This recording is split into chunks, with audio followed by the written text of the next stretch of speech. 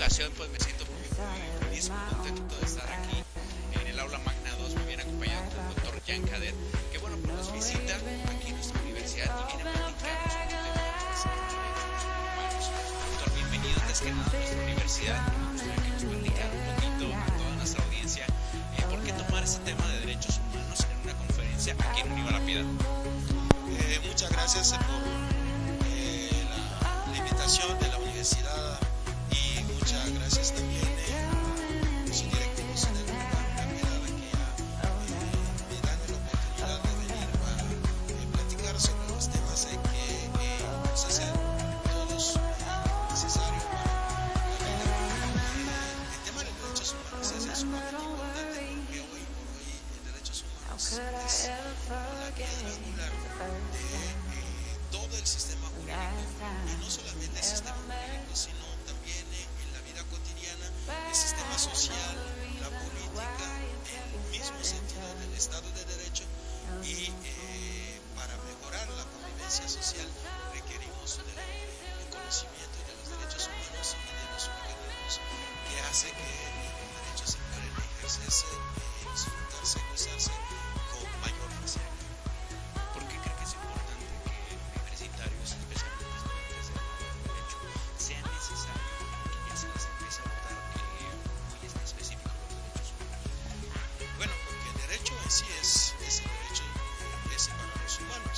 Si no hay derecho, no habrá los humanos, jurídicamente hablando, y si no hay humanos, no hay derecho. Entonces es dos áreas que se retroalimentan entre ellos. La existencia del derecho requiere de la existencia de los humanos. Entonces, los únicos sujetos de derecho son los humanos. Entonces, todos los que estudian el derecho tienen que saber qué van a hacer con el derecho, a servicio de quién están los derechos y qué valor se atribuye a lo que es los derechos humanos en la vida de un abogado. Eso es importante para los estudiosos del derecho, saber a fondo de qué se van a estudiar o de qué están estudiando y para qué lo están estudiando, porque si no aprenden de los derechos humanos no van a poder trabajar en la materia, porque no van a atender a los animales ni a los inmuebles. Tienen que conocer a las personas, los humanos, que son los sujetos de derecho, y saber cada humano en qué necesita derecho, para qué lo necesita. Doctor, ya para finalizar esta pequeña entrevista, me gustaría que nos regalara un mensaje para todos los chicos que están estudiando derecho para que continúen con sus estudios. Bueno, para los chicos que están estudiando derecho, que centren su búsqueda de conocimiento en los beneficios que el derecho puede aportar a las personas, que no centren el interés en cuánto van a ganar siendo abogados, porque ahí sí van a fracasar como abogados. Primero hay que ver cómo hacer que las personas reciben esos servicios de calidad y de calidez, para que esas personas son los que van a pagar los servicios que ellos van a dar. Entonces es un poco círculo vicioso, porque en la mayoría de las veces, en principio de los estudios jurídicos, las personas piensan de que voy a ser abogado para ser rico, y no piensan las personas que van a dar a su servicio. Entonces primero hay que pensar a las personas que van a dar servicio, que ellos se queden satisfechos con el servicio, y después ellos se les van a pagar por los servicios mejores que les dan. Y de esa manera va a satisfacer las dos cosas después de sus estudios jurídicos. Bien, doctor, muchísimas gracias, muchísimas felicidades por esta ponencia que viene aquí a nuestra universidad a compartir con todos los estudiantes. Y pues amigos de Gente Unido, con esto nosotros regresamos al estudio.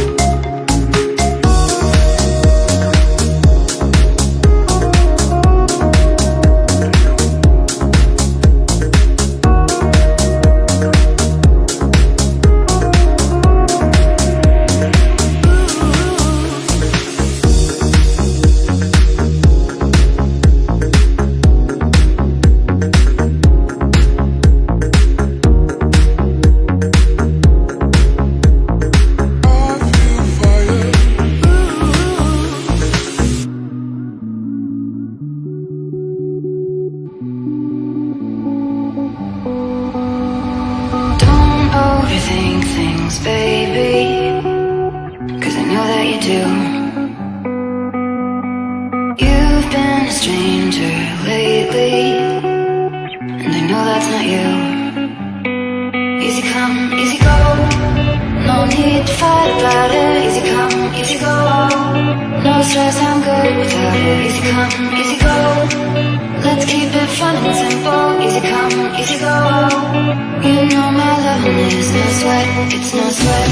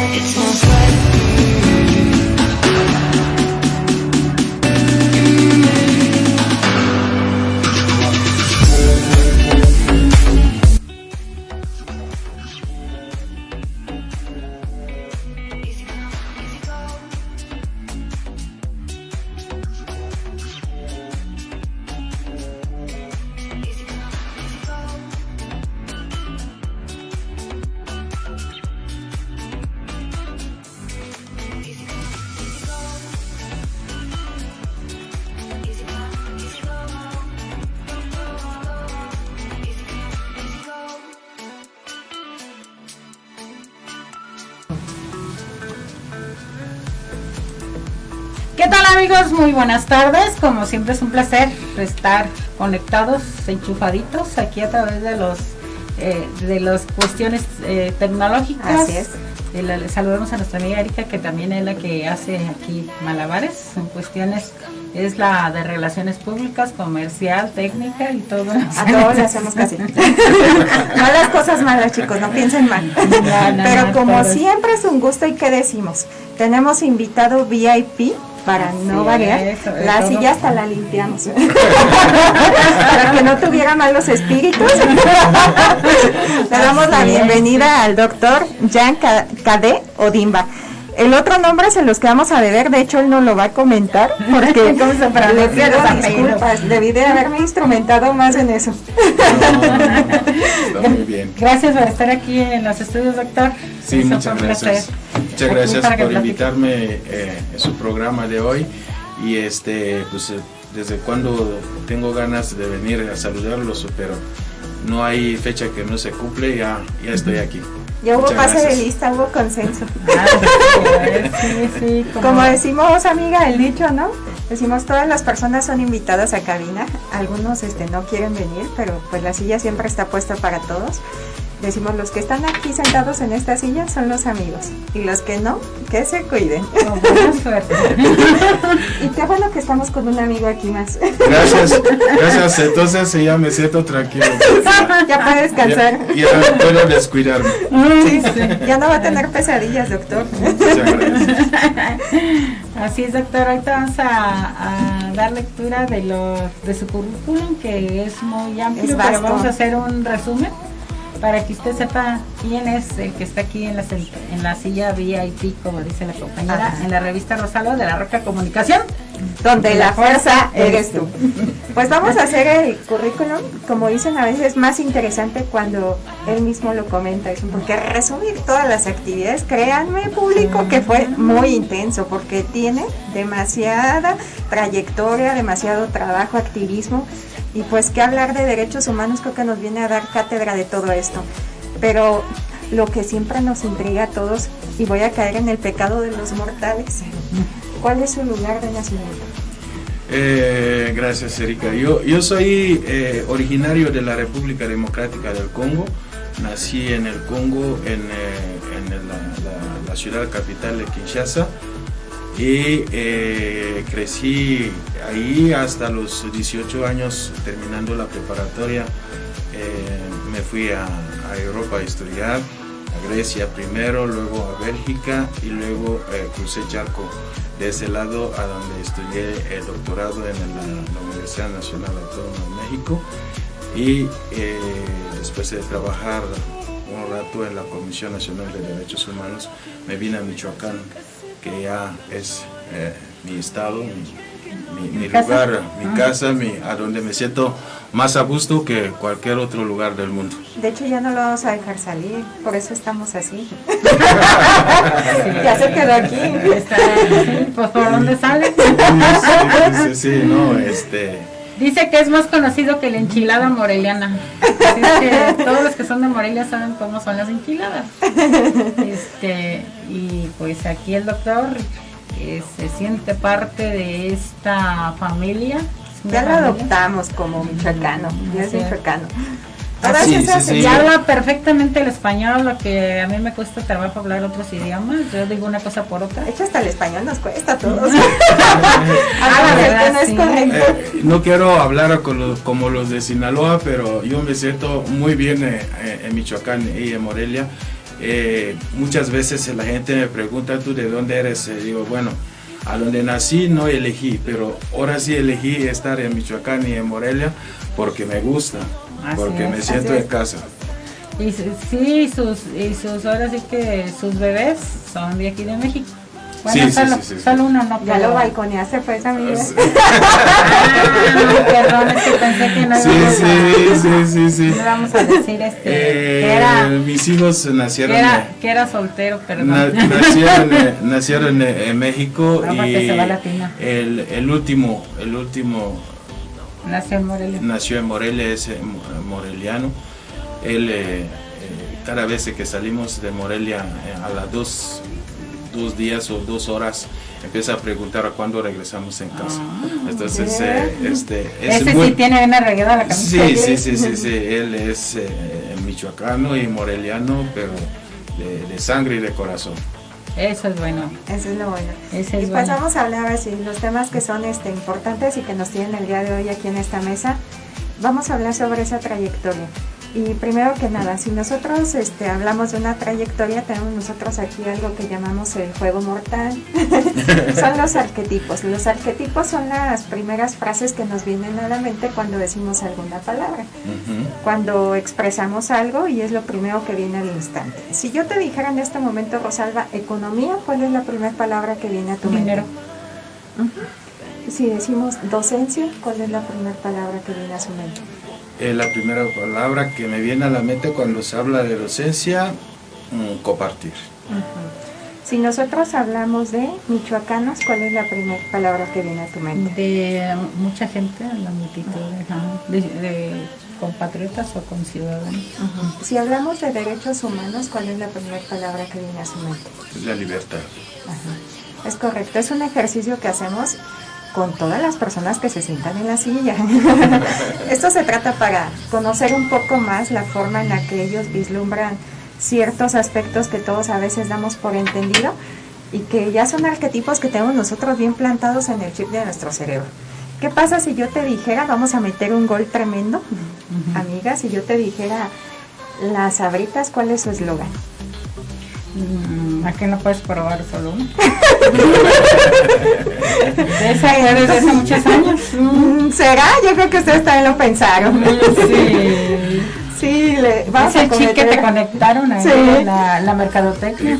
Y vamos a cometer otro... Sí, pues otro gol. Si haces hablar pues de más. Pues si ya estamos aquí en confianza, hay que meter otro gol. Si decimos Coca-Cola, ¿cuál es la primera palabra? Coca-Cola. La primera palabra que yo sé es sabor. Y lo han vinculado con la mayoría. También tienen un eslogan ellos que también se clavó. ¿Y cuál es? Oye, la chispa de la vida. Y otros preguntamos, ya le dice el cuestionamiento de la ronda a 15 personas y han dicho que es unión familiar y tu yo creo que en este momento su hígado y riñón estar haciendo tremendo coraje. La diabetes. Sí. De hecho, causantes de eso. Sí, sobre todo de muchas que les da por el lado de la comida. Ajá, así es. Pues volviendo ya a esos arquetipos, hablábamos entonces nosotros de lo que es un área muy importante que sí ha dejado lo que es Paso. Yo creo que de 40 años hacia acá tenemos un avance enorme, que es el área de la Comisión de Justicia y también lo que es el área de Derechos Humanos. Uh-huh. ¿Cómo compaginar justicia y derechos humanos? De hecho, derechos humanos es justicia.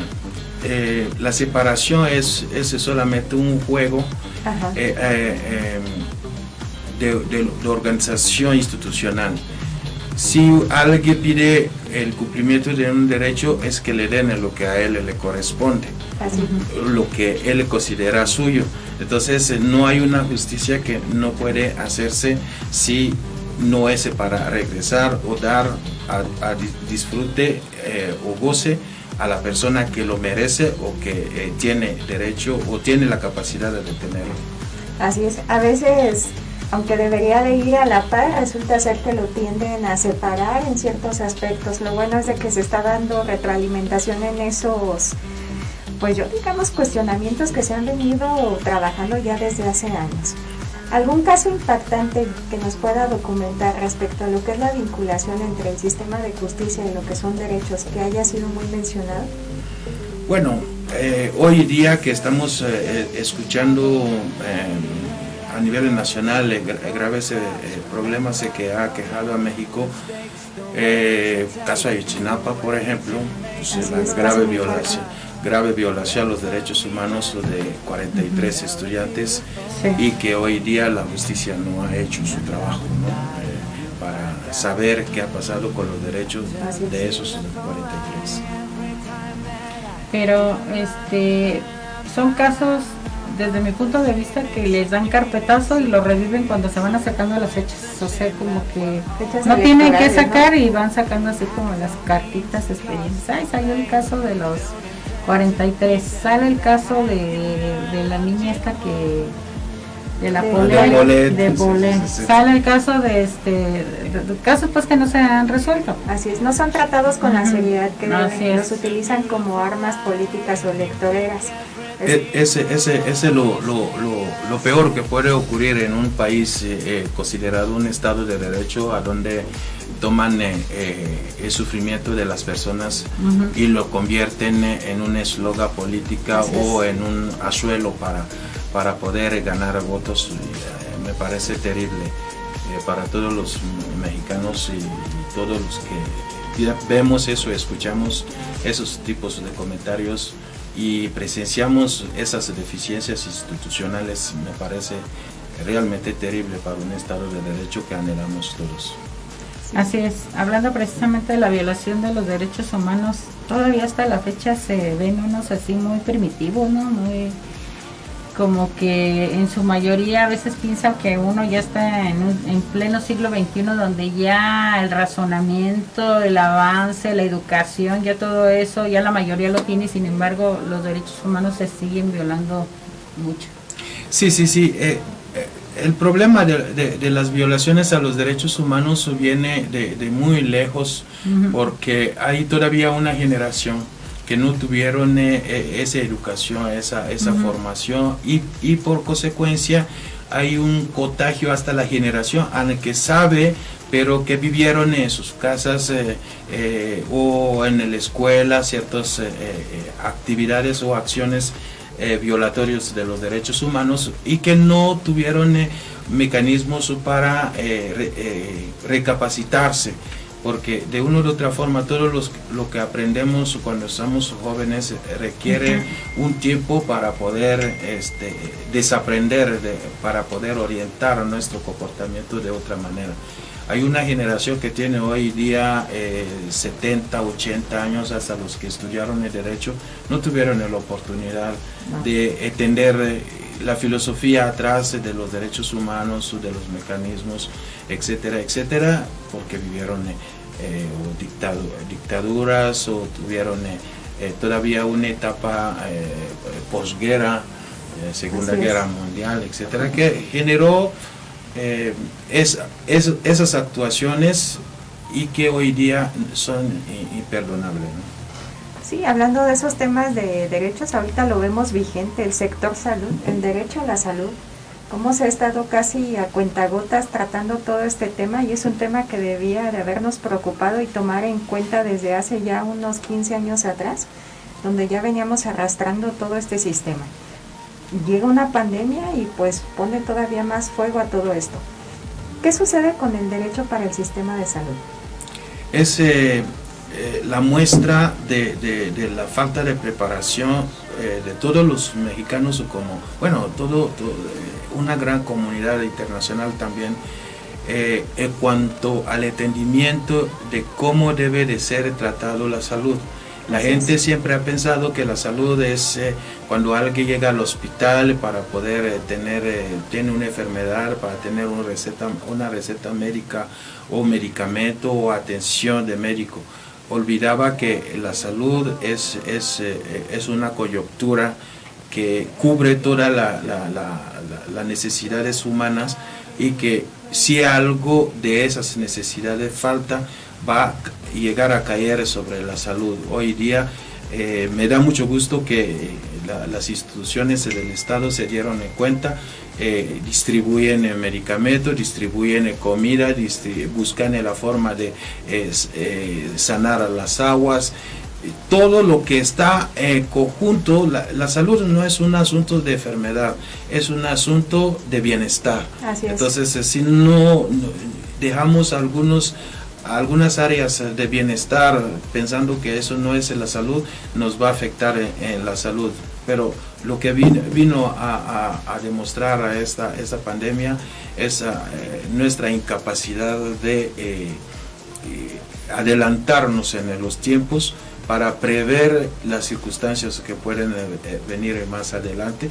Espero que la política y administración del Estado o de la sociedad de su conjunto aprendamos de esa pandemia para proyectarnos al futuro, para que ninguna otra circunstancia parecida nos tome desprevenidos. Así es, como comentaban, salir de esto digamos, una pandemia que atacó a nivel mundial, salir fortalecidos de todo esto con nuevas estructuras y también con nuevos cambios que se necesitan hacer en los gabinetes pertinentes. Hablando de lo que es la Comisión de Derecho, y pues ahorita que tenemos al experto en justicia, vamos a aprovecharse todas las interrogantes que nos aquejan, pero que a veces, pocas ocasiones tenemos, dicen, los pantalones de preguntar la verdad. Viene la situación migrante. Cuando se viene la pandemia, se estuvo hablando de personas que tenían, pues casi se podría decir, jaulas allí en Estados Unidos. El medical care era solo aplicado para los que eran, pues, las personas que ya eran ciudadanos. Pero ¿qué pasa con la otra minoría? ¿Dónde quedan sus derechos? ¿Qué se podría hacer en ese sentido para mejorar esas estructuras? Bueno, para mejorar las estructuras se debe de establecerse políticas públicas.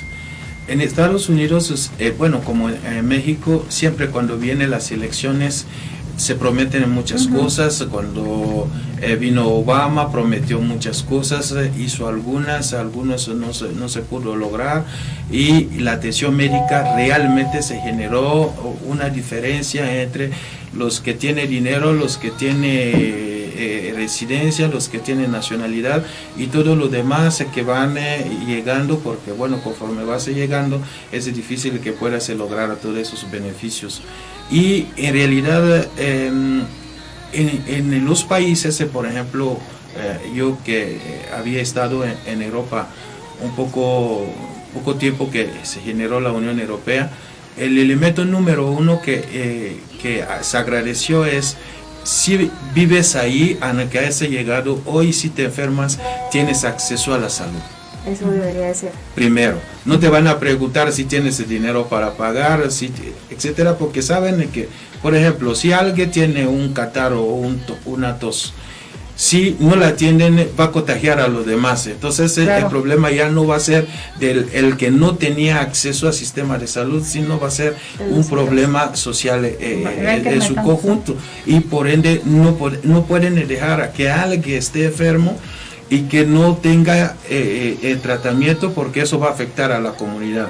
Entonces entender una lógica como esa no puede costar trabajo a alguien que es humano. Así es.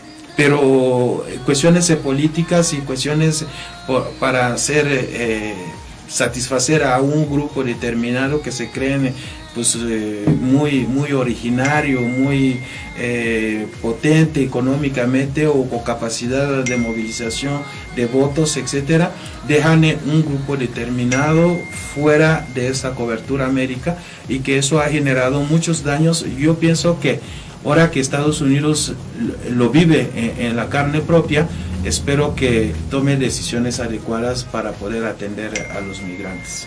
Así es, pues ya lo vimos que apagaron por primera ocasión, como lo decían Apocalíptico, hasta lo veíamos en series, que apagó las luces la Casa Blanca. Eso es preocupante porque te da una incertidumbre económica cuando lo llamaban el bloque principal que se estaba estructurando a nivel mundial.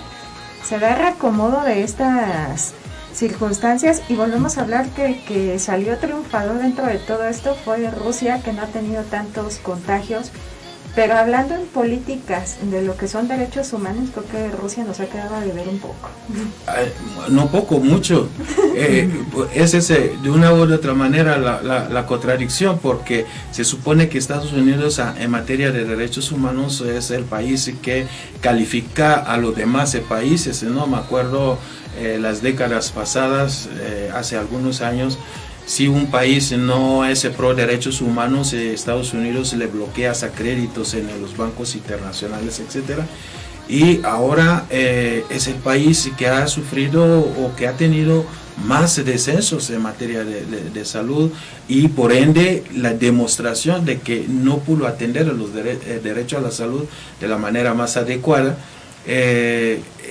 Rusia, pues sabemos que es un país totalitario que viene de un periodo largo de comunismo, y sus cambios políticos generó guerras importantes en el bloque soviético, y ahora pues Putin, como heredero de toda esa cultura dictatorial del comunismo, no ha entendido muchas cosas y sigue pensando que Rusia debe de actuar de manera unilateral, y ha tenido muchos conflictos con los demás estados mismos de Europa, etcétera. Esperemos que la generación que viene después de Putin sea un gobierno más abierto, más democrático, más pro derechos humanos, etcétera, que aporte a la humanidad, porque Rusia sí tiene mucho que aportar a la sociedad internacional. Así es, y pues acá tenemos el arma secreta, la amiga que tiene a su confidente en el oído, que es el doctor Eliodoro Gil. ¿Cuáles son los datos que ha estado manejando, amiga?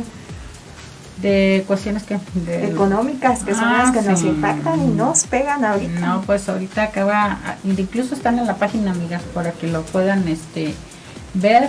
Tenemos el asunto de la recesión económica, ya con cifras, no nada de que no es cierto ni nada, que los políticos dicen que no nos vamos a recesión, muchos, aunque eso es lo que declaran en discursos, pero ya platicando así más cercanos saben perfectamente que sí está, que nos estamos yendo de picada en la recesión económica del país, y que realmente ahí el doctor Eliodoro Gil Corona nos envió un artículo muy bueno, muy explicado, y para que se lo recomiendo que lo lean y vean cómo se están comportando las cuestiones económicas que nos van a pegar a todos. Pero bueno, en materia de derechos humanos, doctor, yo sí quiero ver cuál es la línea entre, por decir así, la violación de derechos humanos de la víctima y el victimario, porque a veces se piensa que los derechos humanos se tienden la balanza más a favor del victimario que que en relación a la víctima. Bueno, esa es la pregunta de millones, ¿no?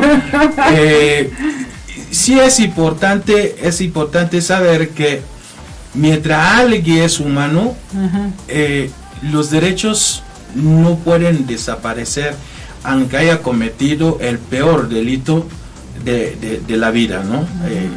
Pero la situación no es a quién le protegemos los derechos y a quién le quitamos los derechos, porque los derechos no lo puedes quitar a alguien.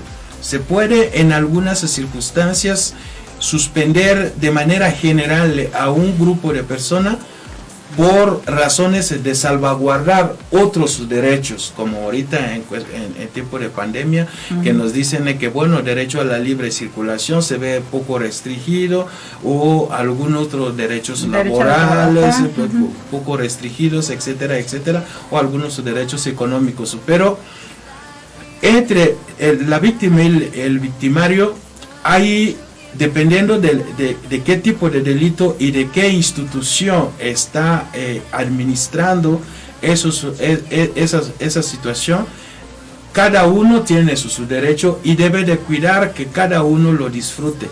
Explico por qué hay que atender a las dos partes. Porque, por ejemplo, hoy día el derecho está un poco más entendido que antes, porque antes se pensaba que el derecho es un dato que alguien tiene que buscar una reparación monetaria. Si te violentan el derecho, entonces tiene que pedir la reparación en efectivo. El derecho en sí es un valor, es una apreciación sentimental, emocional. No lo podemos transformar de manera exacta en recurso material, porque el sentimiento de ofensa es en la que realmente se busca subsanar, que alguien quite ese sentimiento de que se sienta ofendido, si se tratara realmente de un derecho humano, que es un asunto meramente administrativo, no es un asunto de penal. Entonces no podemos sancionar físicamente al ofensor de derechos humanos. Solamente cuando comete un delito, eso ya es otra área, en que sí, en esa comisión de delito hay derechos humanos violentados. Por eso hoy día, si te acusan penalmente, vas a tener una sanción penal, pero también el resarcimiento de daño a las personas que ofendiste. Entonces hay dos cosas que son importantes. ¿Por qué no podemos descuidarnos de derechos de uno o del otro? Por ejemplo, si alguien comete un ilícito y decimos, bueno, esa persona ya cometió el delito peor, como por ejemplo el asesinato. Bueno, si nosotros lo matamos, el que la familia, los beneficiarios o los que estaban protegidos por la víctima no van a tener quien repara los daños. ¿Por qué? Porque el ofensor ya no existe y por ende ya no tiene ninguna obligación para ir a los extremos. Si alguien comete un ilícito o violación a derechos humanos y necesita una reparación de daño y le quitamos su trabajo, pues ¿con qué va a reparar el daño? Entonces tenemos que cuidar que siga trabajando y que a partir de ese trabajo repare los daños causados. Y siempre se ve como que se atiende más al victimario que a la víctima, o al ofensor que al ofendido. Pero ese para esa causa. Pero en la mayoría de las veces también por ignorancia de las personas que administran esas circunstancias. Porque el tema de derechos humanos, aunque hoy día es muy popular, hay muy pocas personas que han entrado a las profundidades para entender la lógica de su funcionamiento. Mucha gente piensa que derechos humanos por saber los artículos constitucionales o saber ciertas normas legales, con eso es suficiente para atender temas de derechos humanos. No, el tema de derechos humanos es ideológico, es filosófico, tiene que entrar más allá, atrás de esas leyes, qué quiere decir cada una de las leyes o cada derecho en teoría, qué significa, y en la práctica qué significa, como lo que decíamos. Enorme sí. Debería ser y lo práctico. Exacto, porque por ejemplo lo que hablábamos de derecho a la salud, si tú preguntas a cualquier ciudadano, sabe que tiene derecho a la salud. ¿Qué quiere decir eso? Va a decir, bueno, cuando me enferme voy al hospital, que me atienden en el hospital. Y si no te dan de comer, ¿afecta la salud o no? Sí, claro. Si te dan un veneno, pues también afecta la ¿no? salud. Si te dan un medicamento en el hospital que no corresponde a tu enfermedad, o que tú eres alérgico. Entonces hay un sinnúmero de circunstancias atrás de ese derecho a la salud, pero que se reduce por cuestiones pedagógicas en la enseñanza, porque bueno, como catedrático, es lo que ha sucedido. Se dice de manera general el derecho a la salud, pero atrás de eso, para poder atenderlo prácticamente, requiere una capacitación adicional. Por eso siempre cuando el que atiende esa circunstancia no tiene esa capacitación adicional, comete muchos errores, y el ciudadano se va con la idea de que no la atendieron de la manera más adecuada, ¿no? Como lo que dicen, ¿no? La operación, va al hospital, le dicen, no, tienes una enfermedad, bien y todo, te operan, la operación fue perfecta, pero el paciente murió. Pero también en las indemnizaciones se pasan. Por ejemplo, tenemos el caso del atentado del secretario de Seguridad a nivel nacional, Adrián García Harfuch, donde muere una persona de nombre Gabriela y les van a dar 10,000 pesos. Es una locura.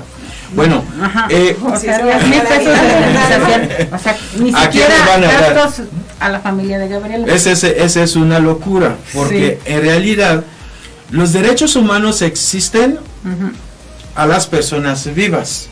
Si una persona ya está muerta, no puede ser acreedor de derechos humanos. La reparación de daño que se da a las personas que fueron responsables o que son familiares, que se sienten ofendidos por el deceso del otro, no tiene que traducirse en recurso material o en una cuantía. Porque si alguien está ofendido, lo que nosotros debemos de hacernos es la pregunta, ¿cómo hacemos que esa ofensa se disluye, se reduzca? Esa pena, ¿cómo la vamos a tratar para que no sienta esa pena? ¿Por qué debemos de tratar esa pena? Porque a partir del momento que una persona tiene esa pena, no puede desarrollarse de manera integral. Y si no se desarrolla de manera integral, no va a poder ayudar a la sociedad a desarrollarse. Porque si alguien a tu lado no está desarrollado, tú tampoco te puedes desarrollar. El desarrollo de México o de la sociedad, necesitamos que todos tengamos ese desarrollo de manera integral. Entonces, decir que le vas a dar 10,000, ¿a qué corresponde 10,000 pesos? ¿Cuántas sesiones psicológicas en ese tiempo que él está ofendido, que no puede trabajar, qué va a comer, papás, pues, si se enferma, bueno, ¿a quién le das?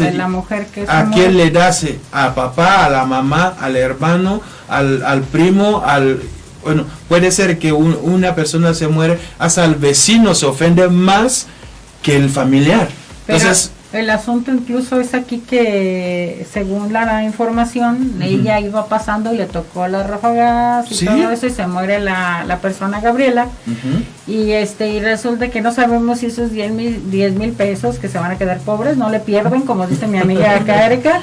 Pero pasa lo importante, vamos a ver también si le van a dar los gastos funerarios. Cuesta mucho morirte, entonces hay que ver si efectivamente le van a ayudar con gastos funerarios. Déjate de los gastos funerarios, volvemos a una situación que es crucial y que comenta el doctor. Si se hace la reparación de daños, como decía, para terceros, para los vecinos, que son los que resultan afectados, o para los que estaban ahí a un lado viendo, el atentado que les tocó vivir, un trauma, ¿cómo lo calificas? Pero hablamos de ese escenario que es el que vivimos todos los días. ¿Cuántas personas no han muerto por diferentes circunstancias, porque no estaban en el lugar adecuado, pues, por accidentes dolosos que decimos, o los accidentes que son provocados a veces por el crimen organizado?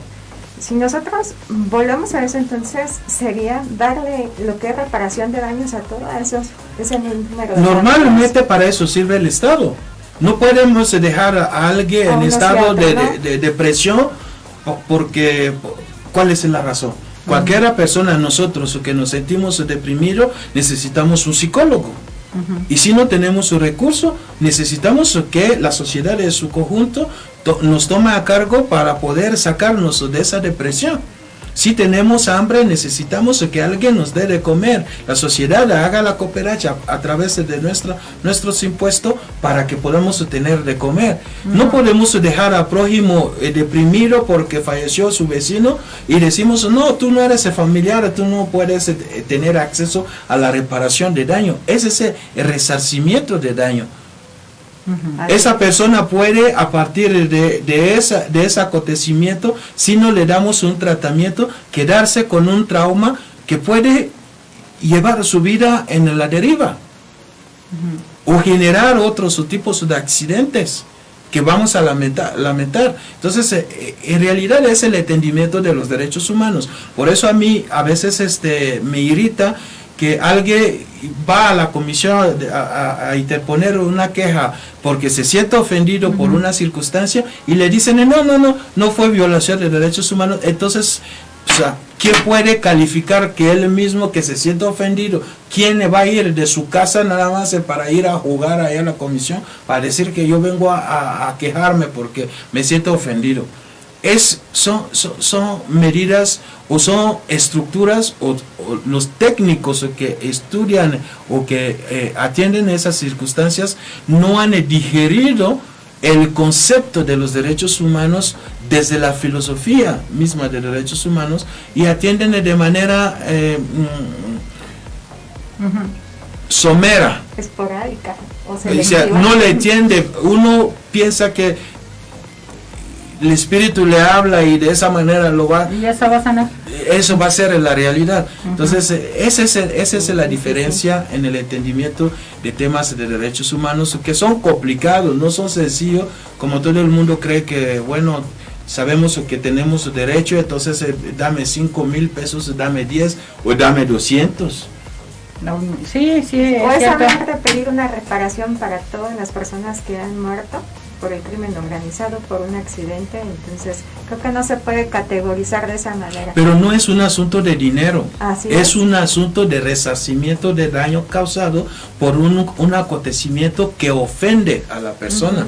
Sentimental, emocionalmente se siente ofendido y tenemos que buscar la forma de revertir eso, porque eso le damos la plenitud y esa plenitud le lleva a su desarrollo integral, y ese desarrollo integral da provecho o favorece a toda la comunidad, a toda la sociedad de los resultados de su desarrollo. Por ejemplo, hoy día estamos utilizando lo electrónico, no sabemos ni quién lo inventó. Si esa persona se hubiera sentido ofendido y no pudo hacer ese trabajo para poder llevarnos al electrónico, ¿cómo hubiéramos aprovechado ese instrumento? De hecho, les platico un poco de historia para que conozcan quién creó el Internet. Fue su destrucción para todos y para muchos como nosotros, el área donde podemos plasmar las ideas. El Internet surge en el CER, de hecho tenía otro tipo de plataforma, no fue aceptada porque desistió la persona, dijo esto no va para ningún lado, se quedó en camino y luego aparece el Triple H y el CER es un centro de investigación que está plantado en Ginebra, que empezó a operar desde el 2012, pero ya llevaba 40 años atrás, donde ahí nace el Internet. De hecho ahí es donde se están haciendo lo que es, hicieron hace poco lo que es el bosón de Higgs para demostrar que existe la partícula de Dios, lo llamaban así como lo llamamos en ciencia loca. pero también de ahí se están haciendo todas las innovaciones para las cámaras y todos los celulares, porque todas las imágenes son capturadas por medio de fotones. Y ahí es donde se desarrolla todo. Lo importante, ¿por qué Ginebra? Porque Ginebra es el único país que, digamos, ante la ONU no tiene ningún conflicto. Podríamos llamarlo que ahí lo enviaríamos, doctor. Haría buen trabajo porque ahí están todos, todas las potencias mundiales están trabajando coordinadamente. Y si están trabajando en algo tan arduamente y no se han peleado, quiere decir que nosotros vivimos de ello. Y lo vemos ahorita con el internet. Así es. Sí, todas las innovaciones vienen de allá. Doctor, siguiendo con el asunto de derechos humanos, ¿hay algún se ha acercado la Comisión de Derechos Humanos del Congreso del Estado como para reformar las leyes en reforzar lo que se refiere a esta materia? O sea, con ustedes como investigadores, no sé. ¿Ha habido diálogo? Sí. Bueno, desde que yo llegué a Michoacán, por azar del destino, bueno, en la Universidad Michoacana, para decirlo, porque a Michoacán pues, ya venía antes, ¿no? En la Universidad Michoacana, porque cuando yo estaba en la Comisión Nacional de Derechos Humanos, yo era el jefe del Departamento de Capacitación y Educación Continua y llevábamos diplomados en Derechos Humanos, la Comisión Estatal con la Universidad Michoacana de San Nicolás de Hidalgo. Y yo venía también a participar como docente en esos diplomados, y de esa manera la directora entonces de la Facultad de Derecho me pidió si podía venir a abrir el centro de investigación de la Facultad de Derecho, y de esa manera yo me incorporo a la Universidad Michoacana. Sí, con el Congreso del Estado hemos tenido siempre intercambios, ¿no? Desde que yo llegué a Michoacán, la ley de la comisión que hasta hoy día está en vigencia, ya llevaba creo que unos 4 años o 3 años y había conflictos en la comisión entre el presidente y el secretario ejecutivo, que todos le nombraba el Congreso, y que quisieron hacer algunas modificaciones. Me presentaron el proyecto de ley y tuve una participación con entonces la diputada Lucila, que era la presidenta de esa comisión, para resolver esa circunstancia y modificar a los artículos que generaba ese conflicto. Después de eso, en el primer periodo de Víctor Cerato, trabajé cerca de él, pues, en la parte de la capacitación, la acompañé más bien. Yo no era trabajador de la comisión, pero la acompañé y hicimos varias actividades. Con la comisión del Congreso, pues, hemos escrito muchos libros sobre derechos humanos. La mayoría de esos libros se presentaron en el Congreso junto con algunos diputados. En el Congreso actual, de hecho, el último libro que publiqué en materia de derechos humanos el año pasado, de una u otra forma hay una participación, la prologó la presidenta de la Comisión de Derechos Humanos del Congreso de Michoacán ahora, y hemos tratado hace algunos meses. Tengo la comisión, no sé si siga siendo la misma o hayan cambiado. Sí, es María Teresa Mora, la maestra, sí, Tere Mora. Adriana Gabriela Ceballos. Y Adriana también está en la comisión. Francisco Javier Paredes también está en la comisión. Y Fermín Bernabé también. Sí, son ellos. Entonces, mi acordeón todavía está vigente, amigos. De una u otra forma, ella hizo el prólogo de ese libro, y hace algunos meses también enlazaron una convocatoria para solicitar que los medios académicos o ciudadanos puedan enviar algún tipo de iniciativas para la modificación de la ley de la comisión. Ahí hicimos también el ejercicio de mandar alguna propuesta. siempre hemos buscado la forma de trabajar de manera conjunta. No siempre es fácil porque, bueno, los procesos legislativos son diferentes. Nosotros los académicos a lo mejor queremos ver nuestra teoría ya en la práctica, en una ley o en ejercicio, pero no la siempre, burocracia pues no siempre es así. Sí. No seas tan directa, amigo. Y ahora se me trabó la palabra. Ahora espero que podamos participar de manera más enérgica, más cercano al Congreso, más a la Comisión de Derechos Humanos, porque hemos dejado una solicitud, bueno, una participación, propuesta de proyecto de derechos humanos en el Estado, en ese proceso de elección del presidente de la comisión, y esperemos que cuando se delibere y se elija, seamos favorecidos y que podamos trabajar de la manera más cercana para mejorar todas las áreas que podemos mejorar. ¿Qué sector se acerca más a ustedes? Tienen sobre todo que sienten que se les ha violentado sus derechos humanos. Acaba de pasar lo del Día del Orgullo la semana pasada con lo que es la comunidad LGTB, entonces ellos por lo regular en su mayoría se sienten violentados en sus derechos humanos porque la mayoría de la sociedad no los acepta como tal. En ese sentido es un amplio, se acercan más precisamente para mostrar esa inconformidad. Sí, bueno, es una de las comunidades más expresivas, para decir de una manera, en esos últimos años. Sí hay varios grupos que siempre, ahora menos porque de una u otra forma ya tienen acceso, pero hace algunos años atrás era pues en la universidad, la plática con ellos, etcétera, para ver cuál será la fórmula para que lo reconozcan. Me acuerdo muchas ocasiones que querían, por ejemplo, tener algún documento oficial de matrimonio, por decirlo así, ¿no? Que es lo que luego piden. La convivencia entre alguna pareja, que era complicado, pero que acudían mucho a pedir algunas asesorías. Pero no solamente ellos, hay una gran parte, la comunidad universitaria también, los alumnos, la mayoría vienen a preguntar, oye, ocurre eso con la universidad, ocurre eso con tal profesor, ocurre eso con tal, le ocurrió eso a mi mamá, a mi familiar, los que vienen de algunos pueblos, y los pueblos y comunidades indígenas, también hay muchos que luego se acercan para decir, oye, ¿cómo lo hago eso? Fui a tal lugar y no me atendieron, ¿qué es el mecanismo? Entonces hay una amplia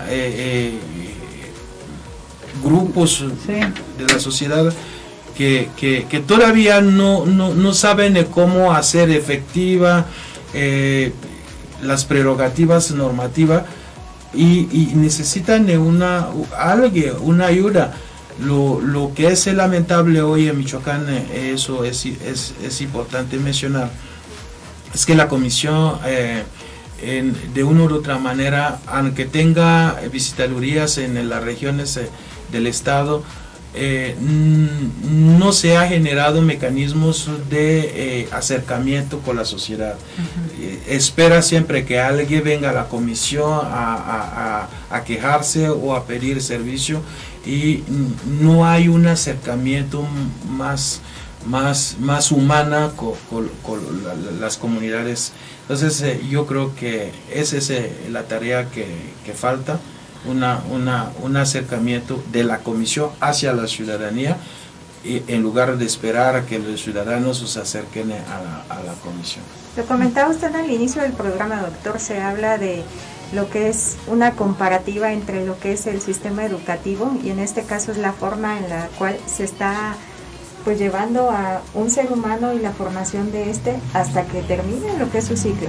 Y decimos esto de formación porque es lo importante, es lo que reciben y el impacto desde que están en sus casas. Si tú no enseñas a tus hijos a demostrar respeto por otras personas, va a ser imposible Exacto. que nosotros podamos lidiar con, yo por a lo mejor una cartera así enorme de expedientes en la CNDH, por el requerimiento de observaciones que se tengan que hacer. Creo que en estos tiempos se dio un avance importante.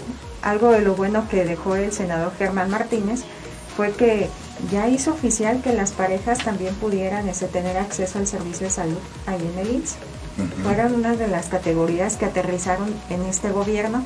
Otras de las situaciones se dieron también ya la autorización para que parejas del mismo sexo se pudieran casar y se les reconocieran sus derechos garantes, así como el sistema de salud, y también los otros derechos también como lo que es la paternidad y el describir todo eso de cuando forman un núcleo también de familia distinto, pero que debe de tener también los derechos. Todo ciudadano tiene y debe de ser garante de sus derechos y no debe de ser inquebrantable, seamos de las condiciones que se esté hablando.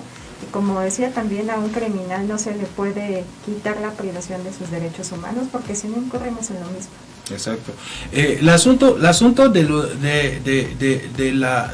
la comunidad LGBTB y de todos los conflictos de derechos humanos, yo pienso que es un asunto solamente de formación y de capacitación y de entendimiento de las cosas desde otro ángulo. La legalidad no impide el disfrute de los derechos. Por ejemplo, ¿cuál es la razón lógica para decir que legalmente 2 o 3 personas no se casen? ¿Por qué? Porque el sujeto de derecho es uno, no es el matrimonio que tiene derecho. Lo que tiene derecho son las personas. Y si alguien puede casarse con otra persona, el derecho no sabe quién es mujer y quién es hombre. Eso no es un tema de derecho, ese es un tema biológico. Para que nosotros podamos decir tal persona es mujer o es hombre, necesitamos un perito especializado, que es el médico, que nos va a decir es mujer o es hombre. En derecho no tenemos por qué hacer la diferencia quién es hombre, quién es mujer. Nosotros vemos su persona jurídicamente aceptado, y una persona jurídica que tiene derecho y obligación puede contratar los servicios que le corresponde en su calidad de persona jurídica. No tenemos que hacer la distinción porque es hombre, porque es mujer, porque eso no es el requisito para ser sujeto de derecho y de obligación. El derecho a casarse no está sujetado a ser mujer o hombre. Todos tenemos el derecho de casarnos si alguien quiere. No está sujetado de que para que tú te cases tiene que ser hombre, o para que tú te cases tiene que ser mujer. No tiene sentido. Sería quitarle sus derechos. Sí, pues, es quitarle la personalidad jurídica. Para decir tú no puedes casarse, entonces tú no eres el sujeto de derecho, que no tiene ningún sentido. Es una manera de entender las cosas.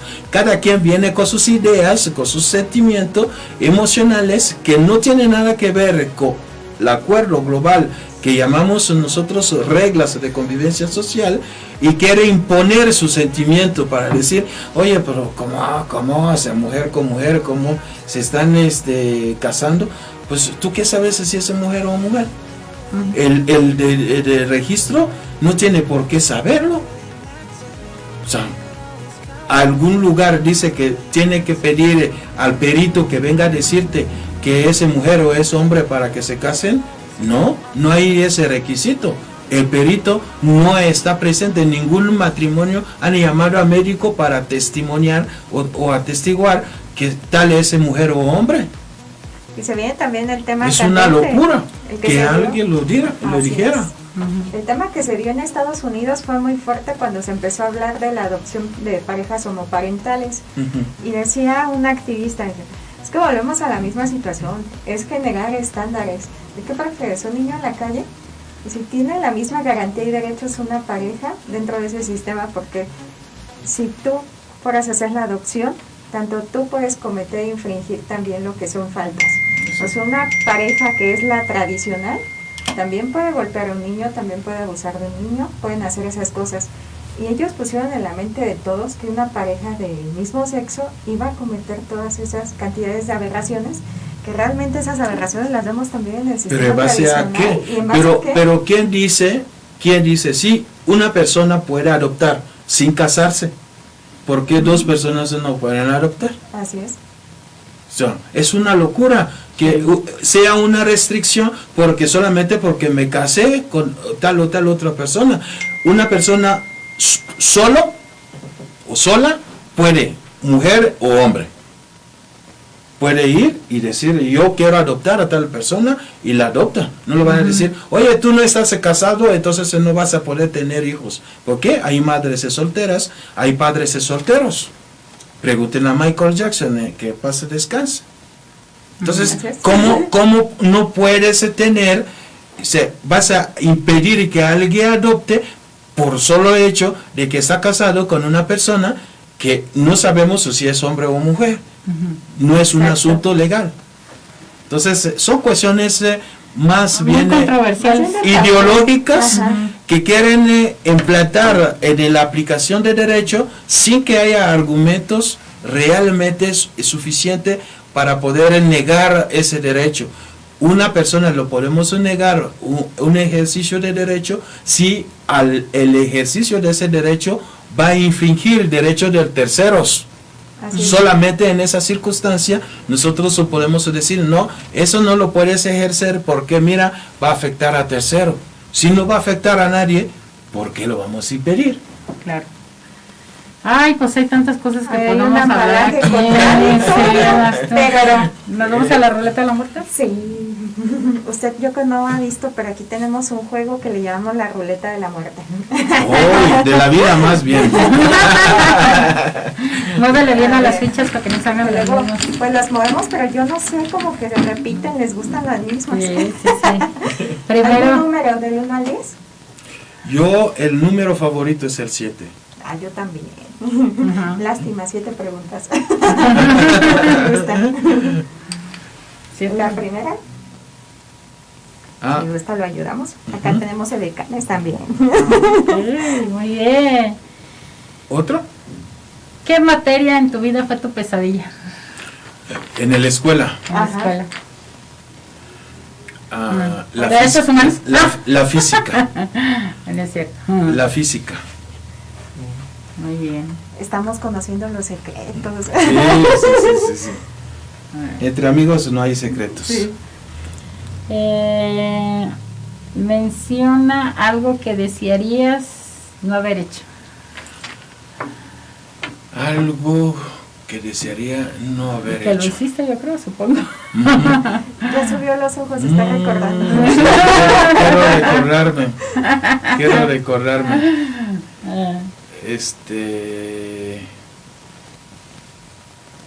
Les voy a contar porque eso es una anécdota muy buena. Cuando pensé, bueno, en segundo de primaria, había,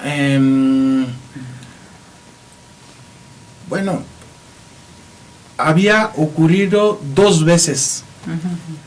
Antes de irme a la escuela, pasar al cuarto de mi mamá y agarrar una moneda para comprar cacahuates en la escuela, algo. Yo sabía dónde tenía monedas para darnos o para cualquier cosa. Entonces, pasó, no me dijo nada, yo me consideré que no se dio cuenta. La segunda vez lo hice y pasó, y con la sorpresa de que el tercer día, cuando me iba a la escuela, mi mamá me llamó y me dijo, ¿por qué no pasaste a mi cuarto? Y yo le dije, ¿para qué? Dice, ven. Entonces me regresé y me dice, toma una moneda. O sea que ya se había dado cuenta. Y yo dije, no la quiero. Dice, toma. ¿Por qué? Pues si no la quieres es porque tomaste ayer, anteayer, y porque tomaste ayer. Tómala. Su mamá es de Y eso me quedó grabado, Las mamás saben. como para decir, Sí. todo lo que voy a ganar le voy a dar a mi mamá para pagar esa deuda. Sí, una deuda. Una deuda que me quedó, me quedó un sentimiento de que eso no debí de haber hecho. Sí. Sin avisarle sobre todo. Sí pedir. Ya, claro. Sí. No, gran lección le dio la señora. Sí. A ver, dice, ¿quién es la persona más chistosa que conoces? La persona más chistosa. No, graciosa, simpática. O sea. Que te haga reír mucho, yo creo, supongo. Que me hace reír mucho. Aparte de los políticos, me hace reír mucho. Muchas personas, pero una en especial, mi hermano que bueno, acaba de fallecer al principio de este año, que crecimos juntos y era como un distractor, era como payasos, ¿no? Todo no lo tomaba ese, era muy divertido. No, él vivía en el Congo, pero era muy divertido y toda su vida, aunque cuando era adulto era para, si no está en alguna reunión familiar se siente tenso porque él era el alma de la fiesta, el de divertido, sí.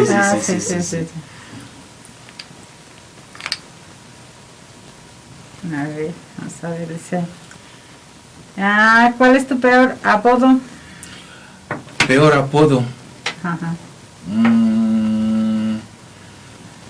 No sé cuántos apodos tengo. No sé cuáles apodos, pero el peor es cuando yo era chiquillo, que era gordito, ¿no? Entonces me llamaban cachetón. Sí, eso era algo que me acuerdo, porque no solamente llamarme cachetón, ¿no? Cuando jugábamos en la escuela, etcétera, era pues, un amigo correr y agarrarme cachete para hacerme correr, ¿no? Era cachetón. Porque esta ronda la vamos a terminar con psicólogo. Sí. A ver, dice. Ay, cuenta tu mejor historia de amor. Mejor historia de amor. Ahora sí. Mira, mi mejor historia de amor es cuando conocí a mi esposa, porque estábamos en Bélgica en un curso, y en realidad era la única chica que era diferente en el sentido de que de color, ¿no? Pues era mexicana, entonces se tenía como siempre bronceada. Y yo decía, bueno, ¿quién es esa, no?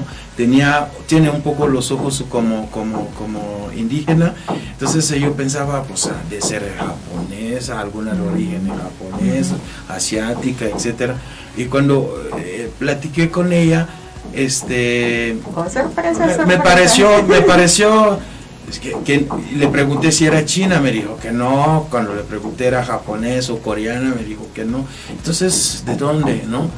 Y me dijo que era de México, y yo tenía la idea de mexicana y mexicanos son diferentes. Entonces le dije, no, tú no eres de México. Entonces regresé de la escuela y empecé a ver, ¿no? Los mexicanos y todo.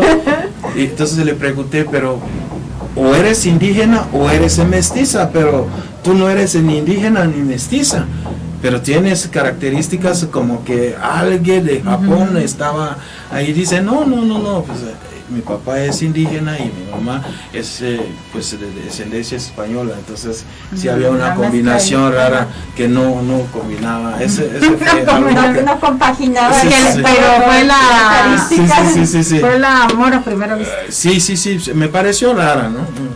Una persona rara dentro de todos los que estábamos. Es que así somos las mexicanas, les asusta pero les gusta. Sí. Dice, ¿Qué te gustaría coleccionar o qué colecciones? Me gustan, bueno, me gustaría porque todavía no tengo recursos para hacerlo. Me gustan los carros viejos, de los años 60, los años 70. Los clásicos, pues. Sí, los bochitos, cosas de esas. Me gustan. La última. Esa sí debe de ser la buena. Pues describe a tu princesa. La princesa.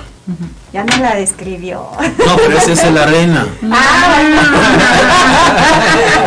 Perdón, objeciones. Sí. Bueno, mira, es curioso porque no es solamente una.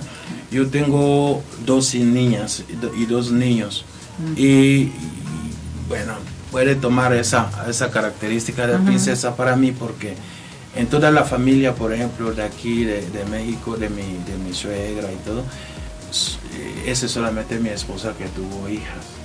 Todos los demás son 4 hermanos y todos los demás tuvieron niños. Entonces son como pues, el alma de la familia, ¿no? Las 2 princesitas. Sí.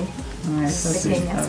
Y como aquí nos gusta sortear, al igual que los invitados, son 2 fichas para cada una de nosotros. Ese es bueno, Aquí disparamos el gatillo para ambos.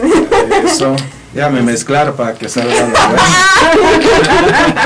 Viene con toda la actitud. Que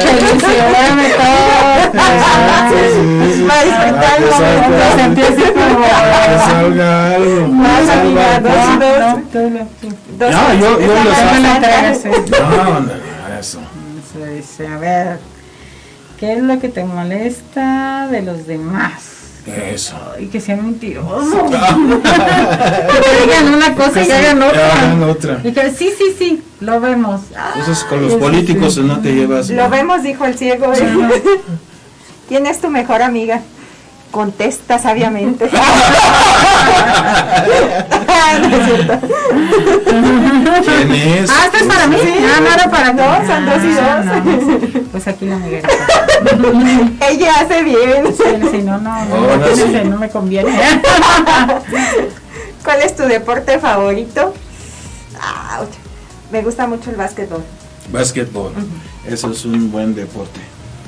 Es un buen. A ver, es el último. ¿Cuál es tu color favorito? No es obvio, el negro. Es ese, bueno. Siempre. Muy bien. Es neutral.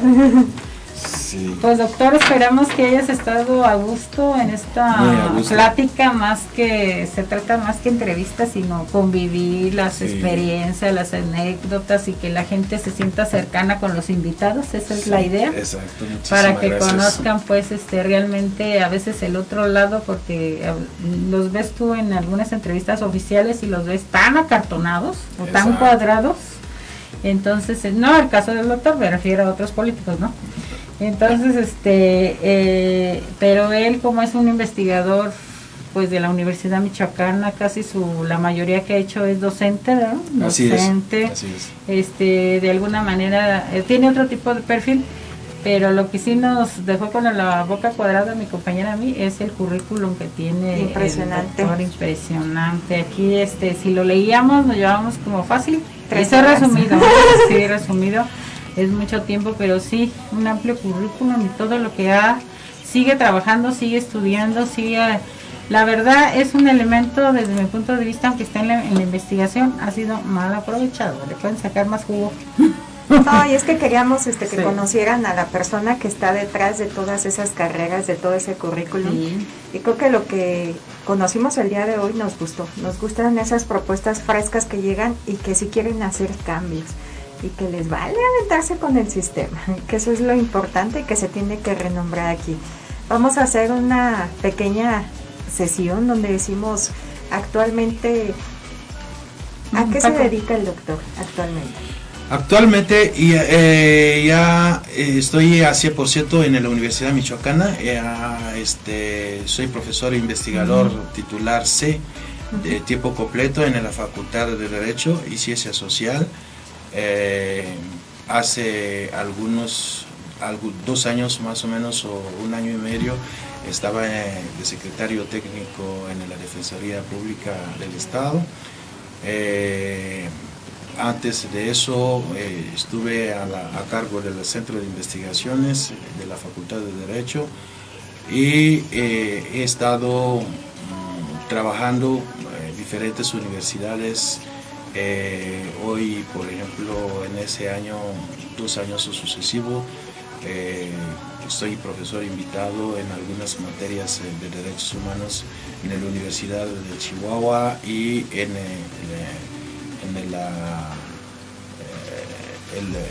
el instituto que se generó en la Fiscalía del Estado de Chihuahua.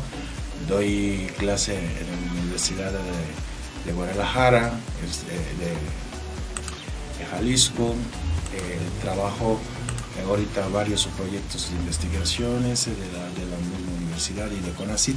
Entonces estamos ocupados a esos temas y espero en los tiempos venideros, no tan lejano, estar más cerca de todos los michoacanos, de todos los rincones y participar con ellos en los temas que aquejan a los michoacanos. Esperemos que así sea y también reconocer su labor. En diciembre del 2013 recibió la Presea Estatal al Mérito de Derechos Humanos, que otorga al Estado de Michoacán al máximo promotor y protector de los derechos humanos en el Estado.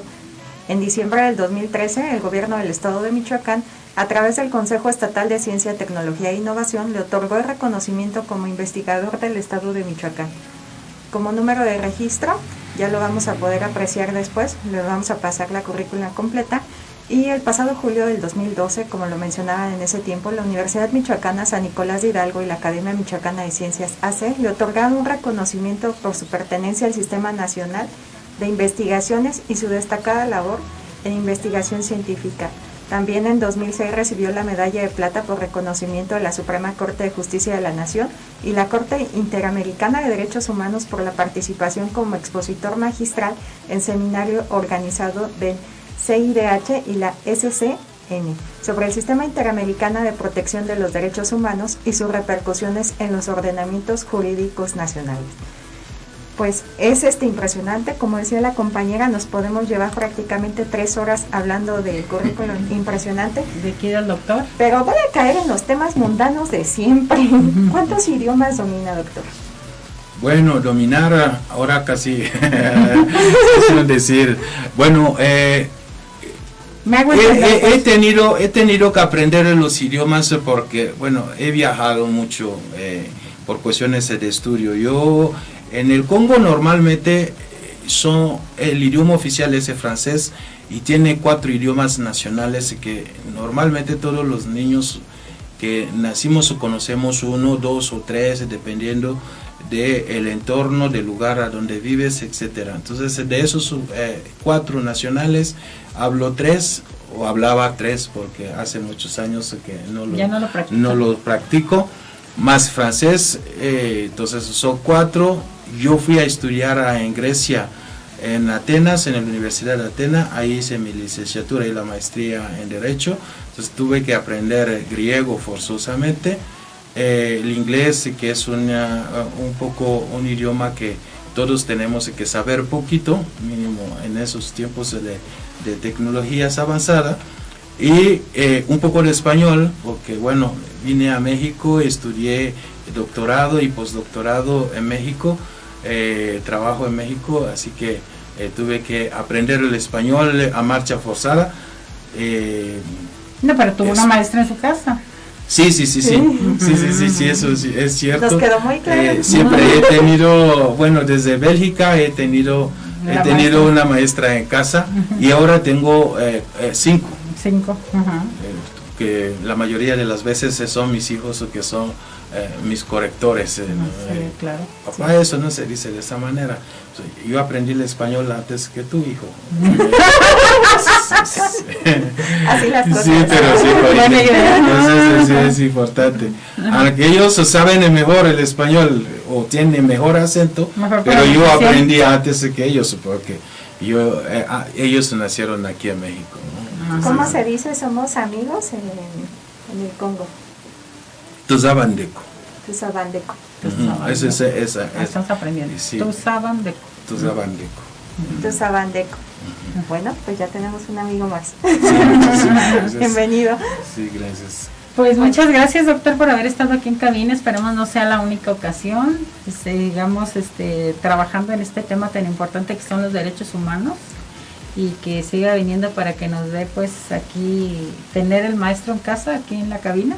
Sí, muchísimas gracias por la invitación. Y así estar platicando sobre todo tantas, yo me imagino que hay muchas anécdotas que no nos ha platicado, de él, que en lo que se vaya aflojando.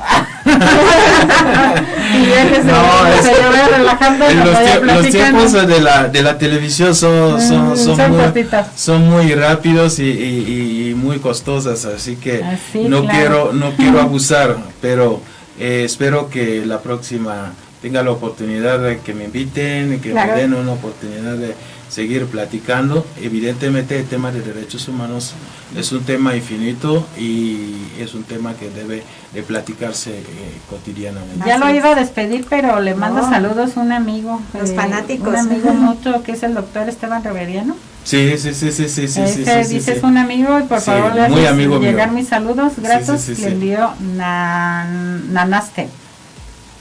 Namaste. Nos manda saludos Berta Guillermina Castellanos de Zamora. Nos manda saludos Ana Lucía, también de allá de Infonavit. Marcos Saucedo, líder del transporte, también nos manda saludos. El doctor en economía, que le chillan los oídos cada vez que hablamos de él. El doctor Leodoro Gil Corona, también saludos. Juni de allá de la particular de Mari Chávez también manda saludos. Sí. Emiliano Carrillo de allá de Texcoco también manda saludos. Muchísimas gracias. Columbarias también manda saludos. Sí, una amiga mía. Ricardo Hernández manda saludos. Araceli López también manda saludos. Muchísimas gracias. Gabriel Rendón, Maggie, Ideri Campos. Todos ellos mandan saludos. Arle Marín,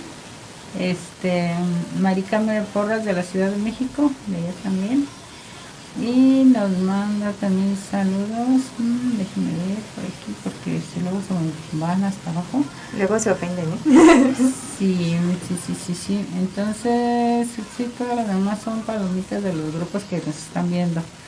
Pues gracias a todos los que hayan de tu lado. Mira. Continuamos, Jorge Luis González Nares, saludos hasta Paracho, amigos, como siempre bien activos. Marta Zárate Ortega, saludos. Juan Manuel Valenzuela también está viendo el video. Breno Camargo también. Pedro Luis Rosales también está checando. Pedro Fernández también está viendo, es el que lleva la situación de migrantes. Marcos Pisil Cabrera también nos está sintonizando. Georgina Santillán, saludos abogada, están entre colegas. Guillermo Rojas, Arturo Corona, saludos. Gus Delgado, saludos. Rosy Cortés, Erika Farías, un abrazo fraterno a mi amigo. Gracias. Jan Odimba. Suri Cárdenas, saludo, profe. Toño Alquimia, Miguel Manzano Madrid también nos está sintonizando. César Silva Preciado también, saludos hasta Colima. Lobo Uribe Telles, Juan Martínez Tinoco, hermano Benjamín, él maneja un portal en internet muy interesante, lo pueden checar, él está activo allí en México.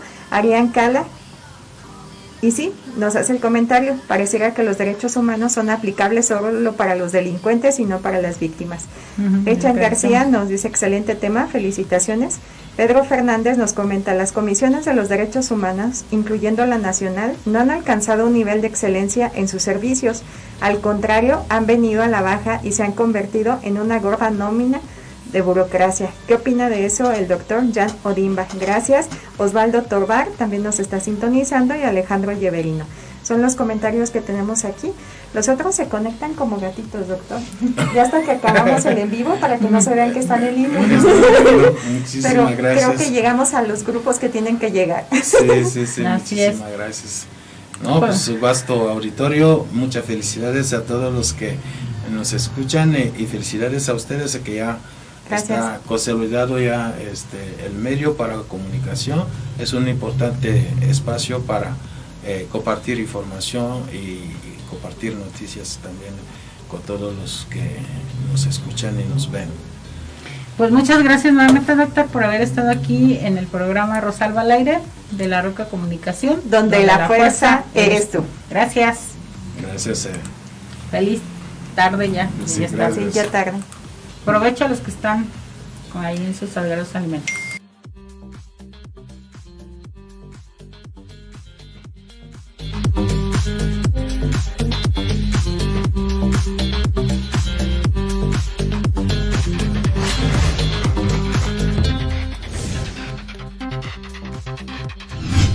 Buen día, gente Univa. Tenemos hoy la presencia del doctor Jan Cadet, quien es encargado del Instituto de Investigaciones Jurídicas de la Universidad Michoacana San Nicolás de Hidalgo. ¿Cómo se encuentra, doctor? Muy buen día. Muy bien, muy buen día y gracias por recibirme aquí en Gente Univa. Muchísimas gracias. Bueno, sabemos que es usted un experto en el tema de derechos humanos y usted nos acaba de conceder una gran conferencia cuando aborda la educación inclusiva desde una perspectiva de derechos humanos, el cual nos deja muy en claro cuáles son los elementos que deben de tener para que las personas no se les violenten este derecho y podemos tener con plenitud una vida digna.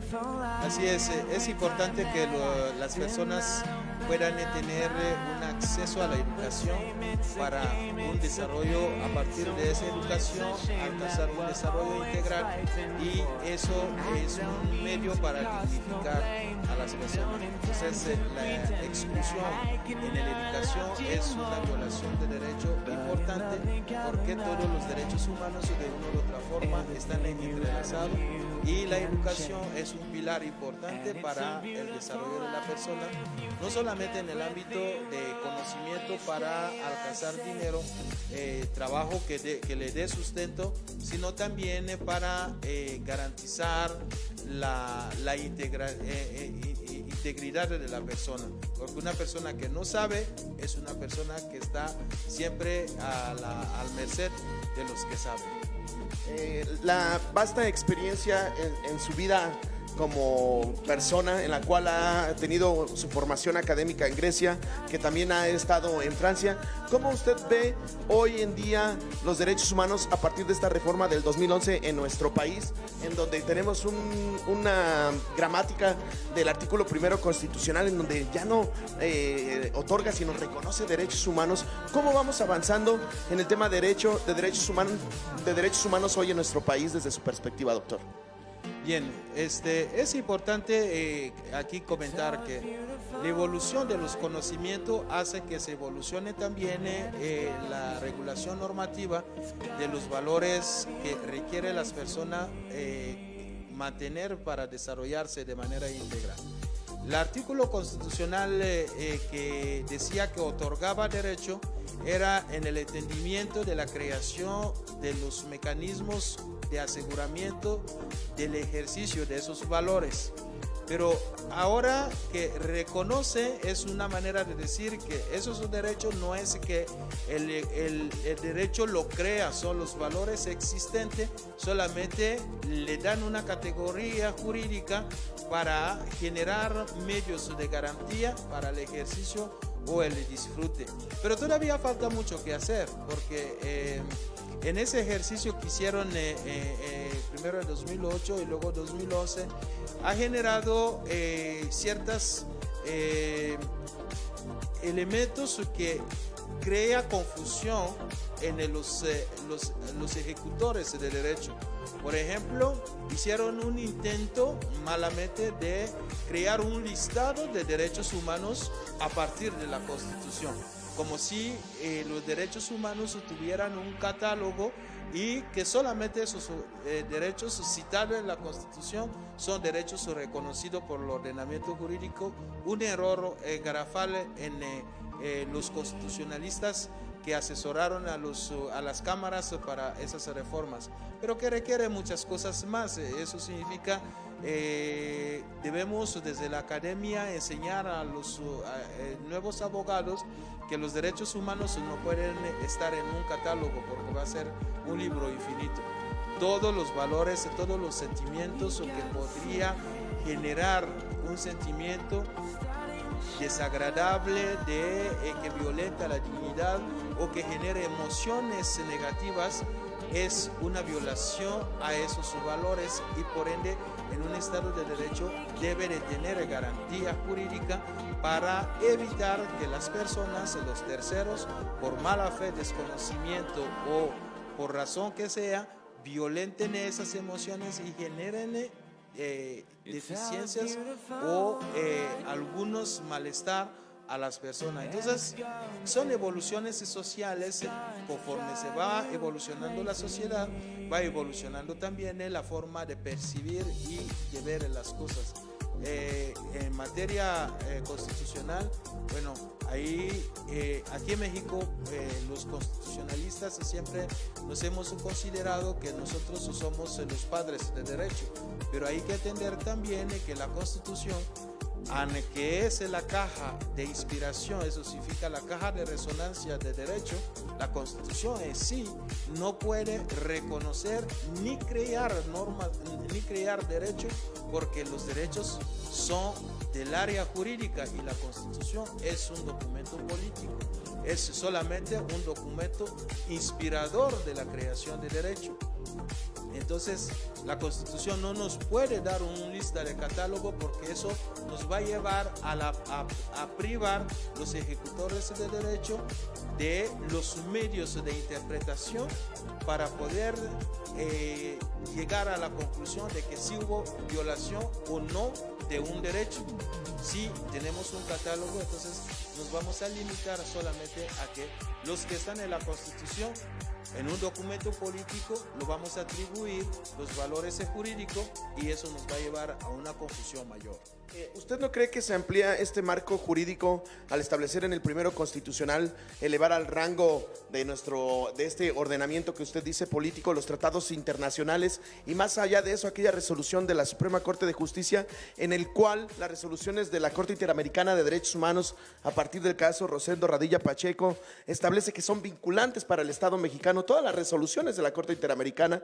No nada más se queda en eso, ese mandamiento por parte de la Suprema Corte de Justicia, sino que también la jurisprudencia que emite la Corte Interamericana de Derechos Humanos. Es decir, el marco jurídico no se amplía de esta manera para cual pueda decirse que no nada más los derechos humanos establecidos en la Constitución son la limitante, sino que de ahí se desprenden una infinidad de derechos para que haya mayor protección para los ciudadanos. Sí, pero esa es una réplica nada más, es una repetición porque en sí, por haber afirmado y aceptado la capacidad jurídica de la Corte Interamericana de Derechos Humanos, por ese hecho se entiende que nosotros estamos sometidos a todas las resoluciones de la Corte y aceptamos la jurisprudencia de la Corte como parte de la jurisprudencia mexicana. Pero el asunto de la jurisprudencia es un asunto de criterio y por ende puede cambiar la jurisprudencia como puede cambiar a los criterios. No debemos de emocionarnos tanto de la jurisprudencia porque eso puede modificar dependiendo del criterio que toman los jueces y magistrados. Lo que nosotros tenemos que tener muy en cuenta son los principios generales de derecho que da la amplitud al ejecutor de derecho a interpretar derecho en cada una de las circunstancias y determinar si hubo o no hubo violación a derechos humanos. Porque los criterios jurídicos o los criterios jurisprudenciales pueden cambiar, pero los principios de derecho no pueden cambiar. Eso significa, si alguien dice que se siente mal por algo que le hicieron, no podemos decir que no se siente mal. Y por ende, hubo violación, hay un derecho que proteger porque esa persona se siente mal en su dignidad o en sus sentimientos. Yo creo que es muy